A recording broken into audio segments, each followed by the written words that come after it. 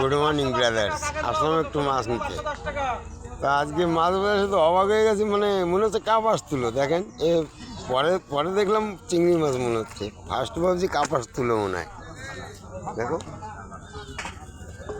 এ তো কাপাস তুলো মনে হচ্ছে, চিংড়ি মাছ মনে হচ্ছে। পাশের তেলাপিয়া, পাবদা, রুই এগুলো বুঝা আছে।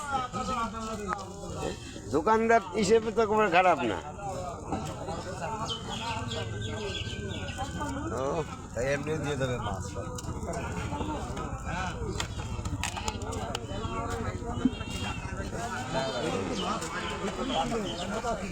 শোল মাছগুলো ভালো, শোল শোল লাটা।